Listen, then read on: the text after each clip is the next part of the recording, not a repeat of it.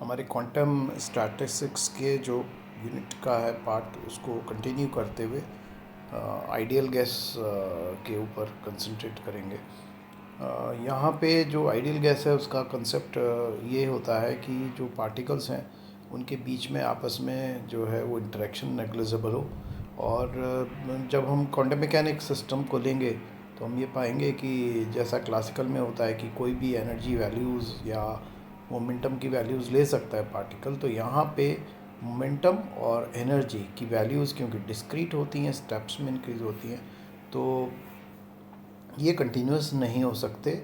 और हमारे को इसलिए इन जो बिहेवियर है आइडियल गैस का in case of the Fermi Dirac statistics and the Bose-Einstein statistics, इसको हम बोस गैस भी बोलते हैं और फर्मी डिराक को फर्मी गैस भी बोलते हैं।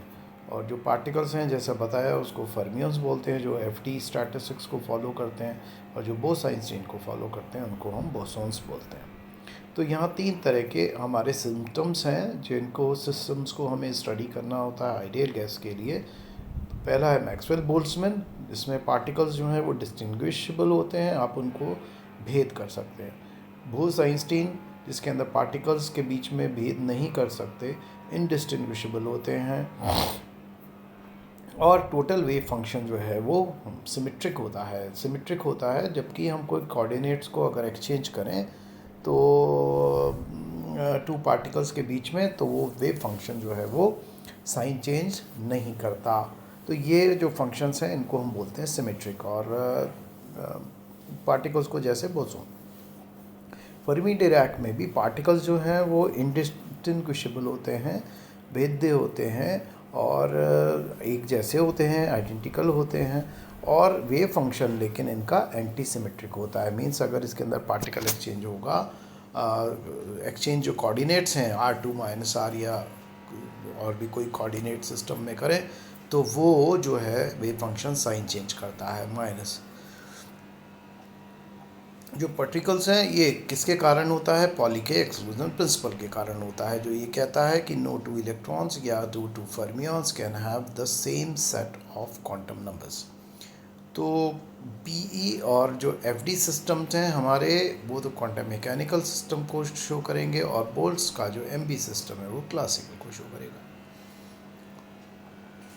अब अगर हम इसको सॉल्व करने के लिए एक सिस्टम लें जिसके अंदर n एक जैसे आइडेंटिकल पार्टिकल्स हों जो नॉन इंटरेक्टिंग हों, और ये एक और चीज़ हम इसको सिंप्लीफाई करने के लिए कर रहे हैं कि स्पिन्स जो हैं वो भी नहीं कंसिडर करेंगे, तो स्पिनलेस पार्टिकल्स करेंगे। तो अब अगर मान लीजिए मुझे इसकी एनर्जी वैल्यूज़ निकालनी है, आइगन वैल्यूज़ जिसे हम कहते हैं उस आइडियल गैस के सिस्टम की, तो वो सभी, क्योंकि एनसेम्बल जब भी फॉर्म होता है तो हमने देखा था कि वो एक जैसे सिमिलर सिस्टम्स होते हैं जिनसे मिलके कि पूरा एनसेम्बल क्रिएट होता है। तो यहाँ पे जो भी आइगन वैल्यू होगी उस आइडियल सिस्टम की, वो सिंगल पार्टिकल एनर्जीज़ के एनर्जी की लेवल्स या एनर्जी वैल्यूज़ की सम होगा। तो उसको हम लिखेंगे, अगर गिवन मोमेंटम p है फॉर पर्टिकुलर एनर्जी, तो epsilon p is equal to p²/2m। m is the mass of the particles of the gas. अब ये जो नंबर है वो हमारा गिवन मोमेंटम के साथ मान लीजिए np है, तो total number of particle must be the summation over p and np, and similarly the total energy of the system will be summation of p epsilon p np। यहाँ पे np का ये महत्वपूर्ण है कि बोल्ट्जमान में और बोस में कोई रेस्ट्रिक्शन नहीं है कि किसी भी स्टेट में कितने नंबर ऑफ पार्टिकल्स को डाला जा सकता है या प्लेस किया जा सकता है। तो इसलिए वो कोई भी वैल्यू ले सकते हैं, 0, 1, 2 से लेकर इनफाइनाइट नंबर ऑफ वैल्यूज़। लेकिन जो फर्मी गैस है उसके अंदर एक स्टेट में 2 पार्टिकल से ज़्यादा नहीं कर सकते, तो np can take only 2 values. Means एक पार्टिकल एक ही क्वांटम नंबर के साथ आता है। ये आप जब इलेक्ट्रॉनिक स्ट्रक्चर कैलकुलेट करते हैं तब भी आप इस तरह की चीज़ करते हैं, जब स्पिन्स को आप एक को अप और एक को डाउन कर देते हैं, बाकी चाहे क्वांटम नंबर्स सारे बराबर हों। नाउ थर्मोडायनेमिक लिमिट में जो कि हमारा एक इक्वली क्लासिकल कंसेप्ट होता है, जो वॉल्यूम है वो इनफाइनाइट होता है compare to the size of the molecules of the gas. अब यहाँ पे हम क्योंकि क्वांटम के फिनोमेना भी ले रहे हैं, तो यहाँ पे जो वॉल्यूम है उस साइज़ ऑफ पार्टिकल्स जो भी रहें, इलेक्ट्रॉन रहें, प्रोटॉन रहें या कोई और पार्टिकल रहेगा, तो वो उन सब के कंपैरिजन में, तो v goes to infinity for such particles. p जो है वो थर्मोडायनेमिक लिमिट में क्योंकि क्लासिकल हो जाता है, तो p and e can be continuous. तो अगर मुझे इस सिस्टम को अगर स्टडी करना है तो हम क्या करेंगे कि हम जो भी एनर्जी लेवल है उसको डिफरेंट कंपार्टमेंट्स में बांट देंगे। ये कुछ ऐसा है जैसे घर में आपके शेल्फ होती है, तो कपड़ों के शेल्फ के लिए जो रैक्स बनी हुई होती हैं, आप उनको उस तरह से एनर्जी लेवल्स को काउंट करें। ज़ीरो सबसे छोटा वाला नीचे zero, E0 and then E1, E2, E3। अब हर रैक के अंदर आप कपड़ों को प्लेस कर सकते हैं, तो ये जो जितने कपड़े आप प्लेस कर सकते हैं उसके अंदर, उनको हमने यहाँ पे GI के नंबर से डिनोट किया हुआ है। इसको हम बोलते हैं क्योंकि उस रैक का साइज़ लिमिटेड है, तो उसकी एनर्जी जो E0 या E1 है, जो भी वैल्यू है वो लिमिटेड है। इफ़ E2 जो है वो फिक्स है, तो उस फिक्स के अंदर कितने कपड़े आ सकते हैं वो GI नंबर से डिनोट कर देगा, जिसको हम डीजेनरेसी बोलते हैं, कि जितने भी हैं उनकी एनर्जी जो है वो उसके बीच में है। जैसे E2 minus E1, G2 particles उसकी एनर्जी के साथ रहेंगे। तो इसको एनर्जी को हम ग्रुप ऑफ स्टेट्स में डिवाइड कर दें, तो ये G1 G2 से हमारे पास टोटल नंबर ऑफ पार्टिकल्स हो जाएंगे। मान लीजिए ith पार्टिकल का n नंबर है, इसके अंदर पहले के अंदर मान लीजिए जो नंबर आया वो Ni था, तो इसके अंदर टोटल नंबर ऑफ पार्टिकल्स कितने होंगे, कि कितने कपड़े प्लेस के, सब मिला के हमारे को लिख लेने हैं। तो समेशन ऑफ I Ni, और एनर्जी अगर टोटल कैलकुलेट करनी है तो हर स्टेट में उसके नंबर कितने नंबर थे, 3 प्लेस किए, 4 प्लेस किए या 5 प्लेस किए, मल्टीप्लाइड बाई दी उसकी जो एनर्जी का नंबर है, तो Ni एप्सिलॉन I। अब क्योंकि E और N कांस्टेंट होते हैं, इसलिए अगर इनमें कोई भी चेंज होगा डेल्टा N कैपिटल तो वो ज़ीरो होगा, इसी तरह डेल्टा E कैपिटल भी ज़ीरो होगा। तो राइट हैंड साइड में आप इसको लें, क्योंकि डेल्टा Ni समीशन, तो summation of I delta Ni will be zero.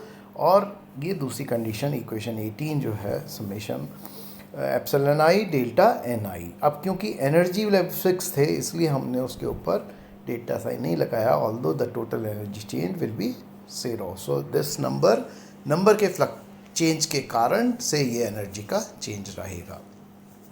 तो टू एस्टिमेट दिस एनर्जी, हमें जो क्वांटिटी कैलकुलेट करनी होती है, हमने पिछली बार भी देखा, वो है एंट्रोपी। अब एंट्रोपी को कैलकुलेट करने के लिए स्टैटिस्टिकल वेट, या जिसको हम प्रोबेबिलिटी कहते हैं, और वहाँ पे हमने प्रोबेबिलिटी डिस्ट्रीब्यूशन फंक्शन कहा था।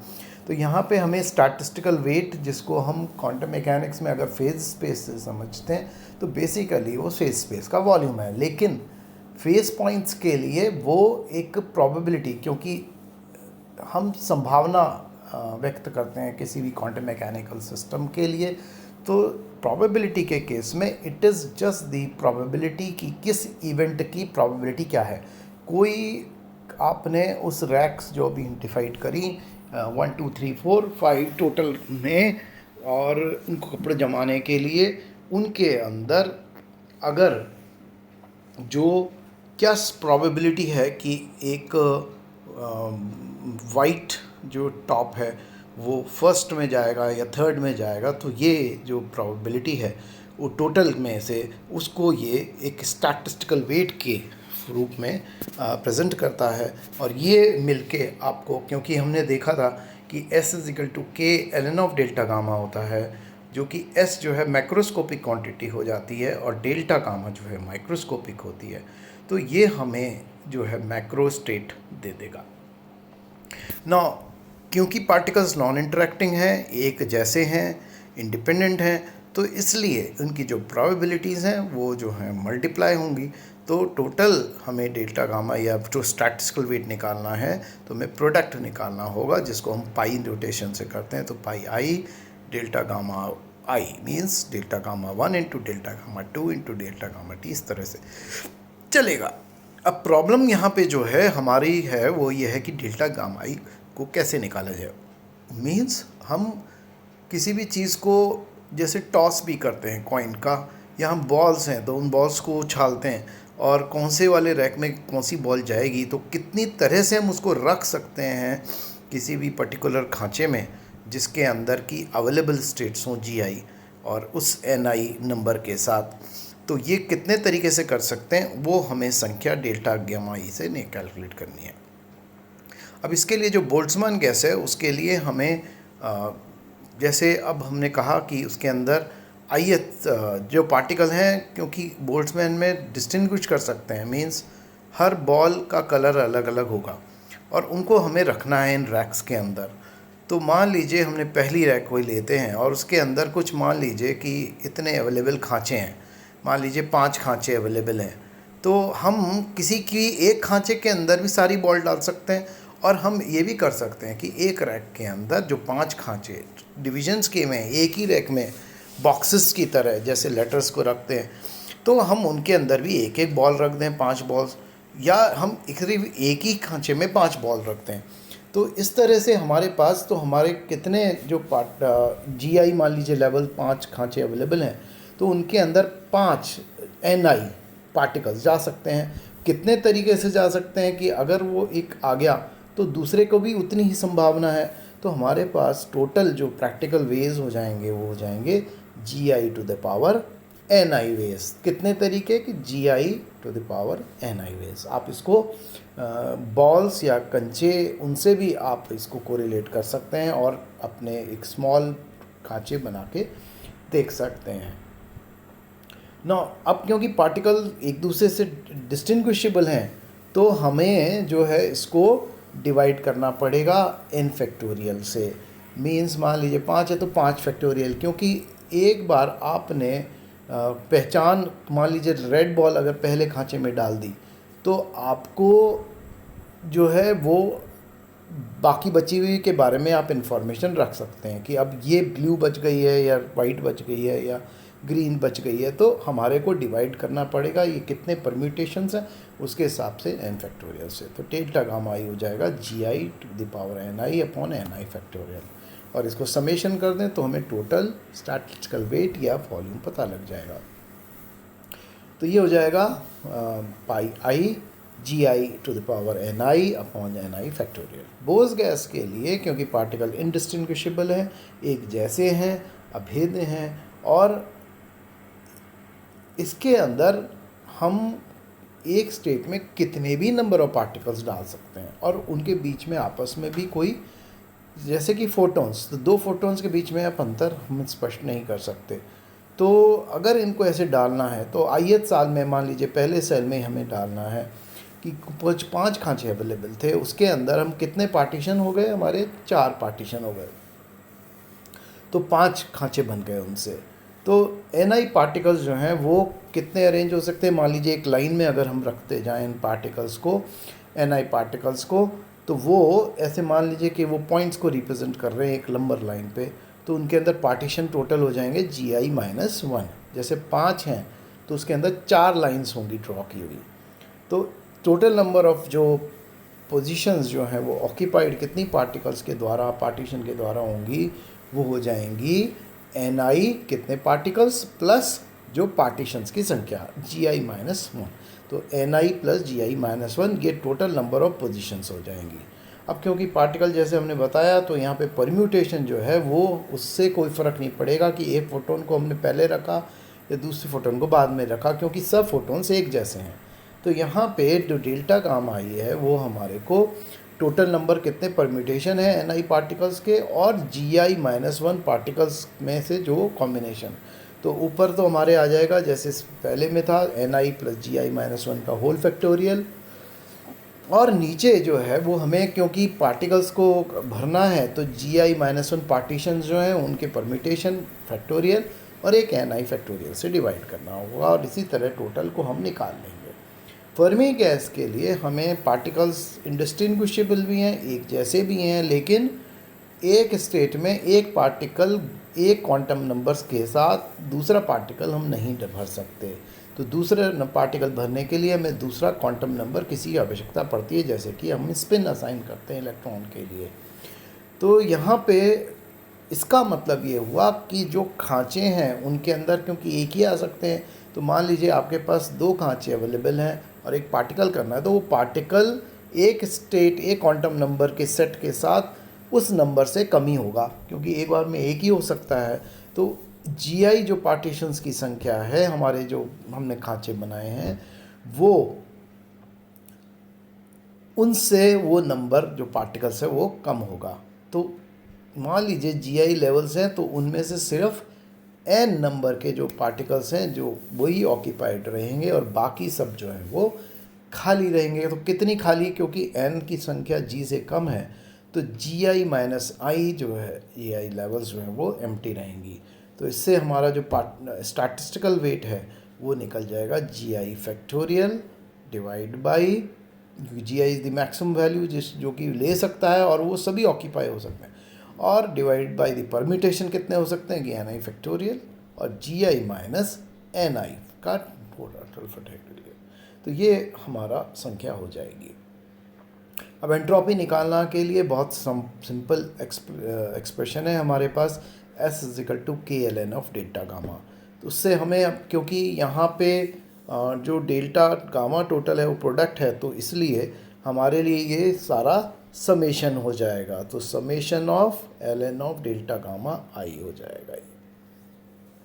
अब यहाँ पे क्योंकि हमने देखा कि इन इक्वेशंस में जितनी भी हैं 21 है और आपके 20 है, इन सब के अंदर n फैक्टोरियल काफ़ी आ रहा है, या फिर GI माइनस 1 फैक्टोरियल आ रहा है, या GI माइनस NI फैक्टोरियल आ रहा है, या GI फैक्टोरियल आ रहा है। तो यहाँ पे इसको सॉल्व करने के लिए हम स्टर्लिंग का जो फार्मूला है ln ऑफ NN फैक्टोरियल वो यूज़ करते हैं, n log n minus n। अब यहाँ पे यदि आप, क्योंकि n की संख्या बहुत लार्ज है, तो आप एक को जो नगण्य मान सकते हैं इन कंपैरिजन टू GI और NI, क्योंकि बोस गैस में GI और NI दोनों ही काफ़ी लार्ज संख्या में हो सकते हैं, तो इसलिए हम इसको 1 को नेग्लेक्ट कर देते हैं। तो अगर गैसेस इक्विलिब्रियम में नहीं है तो हम बोल्ट्जमैन के लिए जो एक्सप्रेशन लिखेंगे S/K, आप इसको सिंपल है कैलकुलेट कर सकते हैं कि summation of LN of delta gamma आई, जो कि यहाँ से 22 नंबर, 21 नंबर और 20 नंबर की इक्वेशन से आएगा। तो इसको कैलकुलेट कर लेंगे तो बहुत सिंपल है, और स्टर्लिंग का फॉर्मूला यूज़ करें तो ये मैथमेटिक्स सिंपल हो जाएगी, NI LN of GI minus NI LN of NI plus NI। और क्योंकि माइनस साइन आ रहा है तो आप इसको डिनोमिनेटर ले जा सकते हैं, NI कॉमन कर दें, LN of GI upon NI। तो ये हमारा एक पार्ट हो जाएगा। बोस गैस के लिए हमारे NI plus GI LN of NI plus GI minus NI LN of NI minus GI LN of GI। पहले एक्सपेंड कर लें पूरे एक्सप्रेशन को, और उसके बाद फिर जो इक्वेशंस उनको यूज़ करके हम इसको रीअरेंज करेंगे। तो NI LN of 1 plus GI upon NI plus GI LN of 1 plus NI upon GI। फिर गैस के लिए S upon K is equal to GI LN of GI minus NI LN of NI minus GI minus NI LN of GI minus NI। और इसमें common ले लें NI LN of GI upon NI minus 1 G minus GI LN of 1 minus NI upon GI। तो ये हमारा अभी जो part है ये रहेगा, और उसके बाद हम नेक्स्ट लेक्चर में डिस्ट्रीब्यूशन लॉ करेंगे।